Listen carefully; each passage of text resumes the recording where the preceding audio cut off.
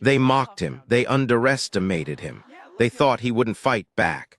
But one perfectly executed move left an entire cafeteria stunned into silence. This isn't just the story of a fight, it's the story of what happens when control beats arrogance. When William Mercer first stepped into Redmond High, he knew he was entering a different world. This school wasn't messy, loud, and alive like the one he'd left behind in Birmingham, Alabama. No, Redmond was pristine, unnaturally so. Its windows gleamed so brightly they reflected the outside world like a mirror. Its polished floors stretched in spotless perfection under fluorescent lights, and the hallways were lined with order so sharp it almost felt suffocating. His mom called it a fresh start. His dad, always blunt, called it a necessary change. But William wasn't sure what to call it yet. What he did know was that every step he took was measured. Every glance from the students around him was a reminder. He didn't belong here. He wasn't small, not by any means. At 5'10", with a lean, controlled build shaped by years of discipline training under his father's watchful eye, William moved with a quiet confidence. His father drilled into him the importance of posture, presence, and control. Never slouch, never shrink, never show weakness. But to Redmond High, William wasn't one of them. He was an outsider. And in high school, outsiders don't go unnoticed. They become targets. It wasn't long before William found himself in the crosshairs of someone who thrived on making others feel small. Ryan Callow, the self-proclaimed king of Redmond High. Ryan Callow didn't need to announce his dominance. He carried it with him like a crown. Tall, broad-shouldered, his blonde hair styled perfectly, Ryan was always flanked by two shadows, Zach and Brandon. The first time William saw him, Ryan was leaning against a locker, telling a joke meant to sting. His friends laughed, not because it was funny, but because they knew that was their role. Their laughter wasn't loud, but it was sharp enough to cut and loud enough to be overheard. Ryan wasn't targeting William that day, but the way his eyes scanned him said it all. He was evaluating, deciding whether the new kid was worth the trouble. William kept walking. He'd been taught better than to bite at bait. Strength, his father always said, isn't about how many times you fight, it's about knowing when not to. And so he walked away. But Ryan wasn't the type to tolerate indifference. At Redmond High, Ryan wasn't just an athlete, he was a star. He wasn't just popular, he was untouchable. The school's hierarchy revolved around him, and William's quiet presence disrupted that balance. To Ryan, William's silence wasn't power, it was weakness, something to be exploited. And so the torment began. A shoulder bump that felt accidental to anyone else but carried intent. A muttered "watch where you're going" delivered just loud enough for William to hear. A notebook accidentally knocked from his desk, followed by that mocking smirk. And then the comments.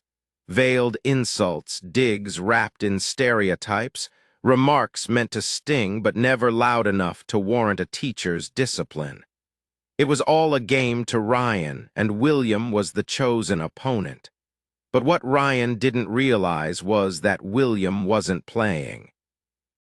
Friday, lunch period. William sat quietly, minding his own business when Ryan and his entourage appeared. Shadows stretched across William's tray as Ryan leaned in, smirk plastered across his face. "How come you don't talk much, Mercer? Cat got your tongue?" William didn't answer. He simply took a bite of food, slow and deliberate. That calmness, it irritated Ryan. He wanted a reaction, so he snatched the apple off William's tray and hurled it across the cafeteria.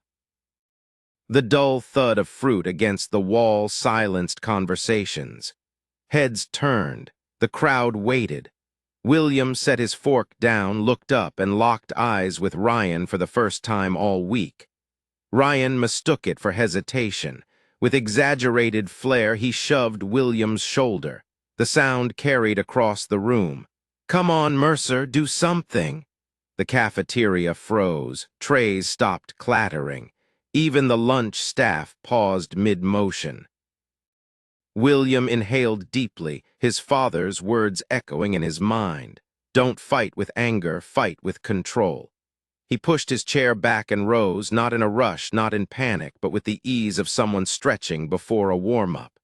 Ryan grinned, loud enough for everyone to hear. "We got a tough guy. You gonna swing, Mercer? Gonna act like a thug?" William tilted his head, studying Ryan like he was an equation with a missing variable. And that subtle calm was enough to rattle Ryan's confidence.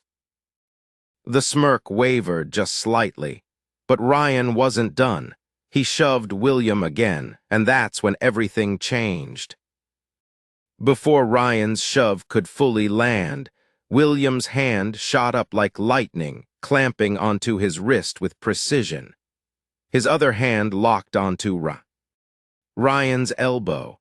Then, with zero wasted effort, William pivoted just slightly, redirecting Ryan's momentum.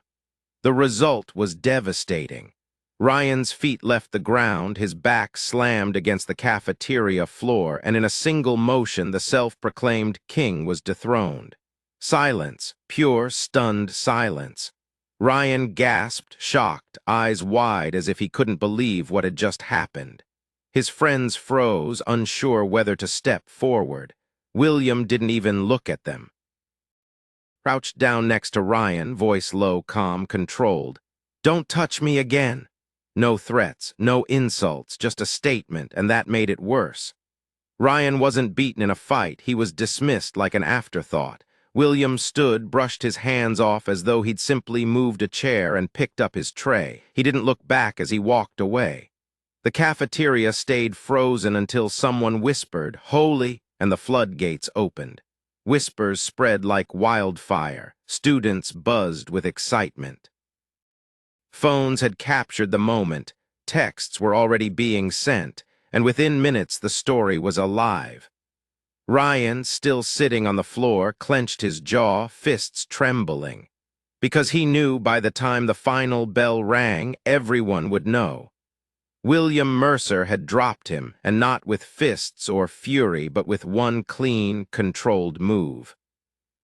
By the end of the day, the story had spread across Redmond High. William Mercer had taken down Ryan Callow in front of everyone, and he hadn't thrown a single punch. That's what made it unforgettable. If it had been a messy brawl, details would have blurred, rumors would have shifted, sides would have formed, and eventually it would have been forgotten. But this was surgical, controlled, humiliating. Ryan didn't just lose, he looked helpless. And in a school like Redmond, appearances were everything. As William walked out that afternoon, the stares followed him. Some kids looked at him with newfound respect. Others whispered as soon as his back was turned. A few looked nervous, as though realizing Ryan's throne had been shaken. But William wasn't naive. He knew this wasn't over. Ryan Callow wasn't the type to let humiliation slide. He'd wait. He'd plot. Retaliation was inevitable. That night at dinner, William's mom tilted her head, reading his face like she always did. "Everything okay at school?" she asked gently. His dad looked up too, but said nothing, just waited. William shrugged it off. Just a regular day. His mom didn't buy it. His dad didn't push. Later, alone in his room, his phone buzzed, an unknown number. "You think you're tough? You got lucky today. Watch your back." William exhaled, set the phone face down, and knew exactly what was coming. Monday morning, the air at Redmond High felt different. The whispers followed William down every hallway. 2 freshmen darted out of his way at the lockers. A junior he didn't know gave him a respectful nod. And then came the voices trying to latch on. "Yo, Mercer, you really put Callow on his ass, huh?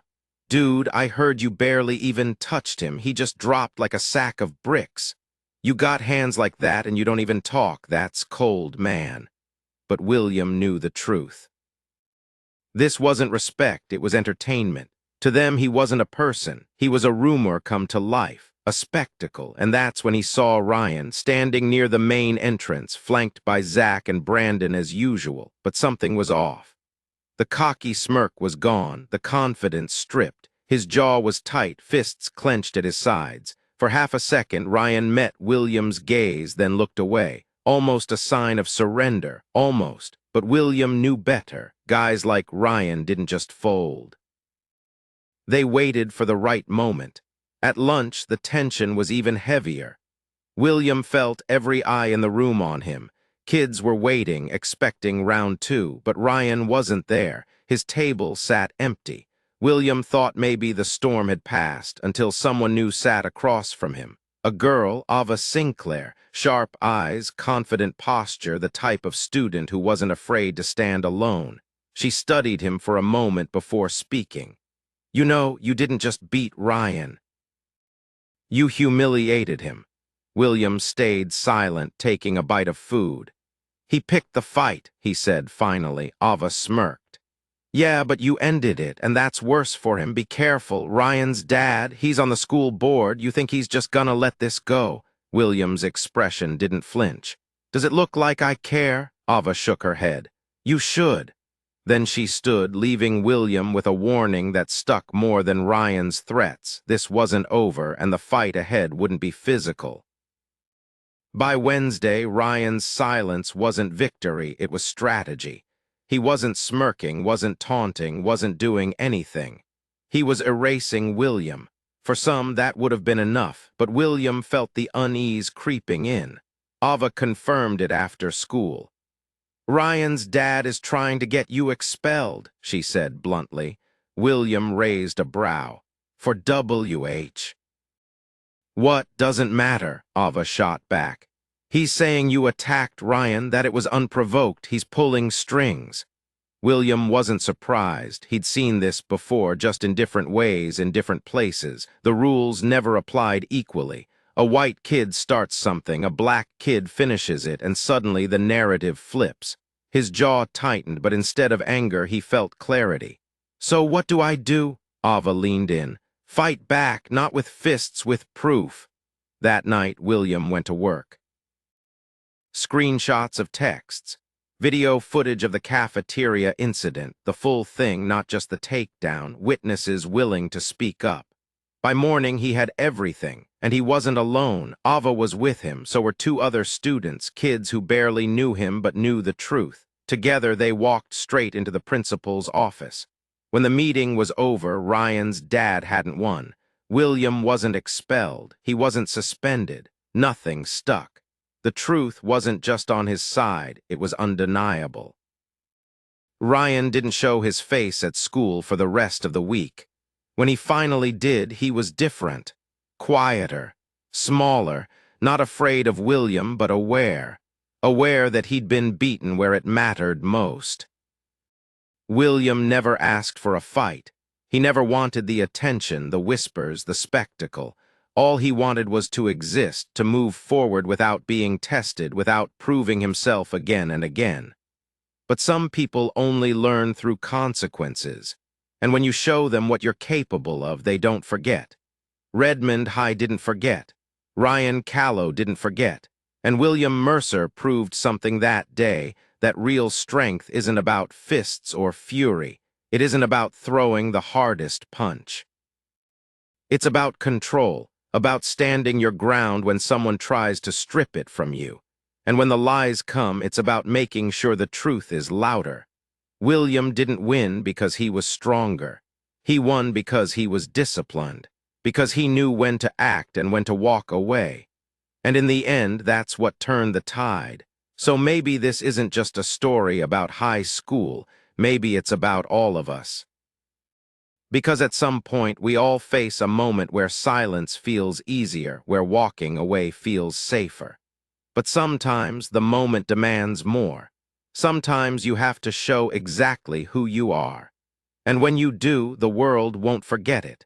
If this story resonated with you, make sure to subscribe and share your own experience in the comments. Have you ever had to prove yourself when you shouldn't have had to? We'd love to hear it.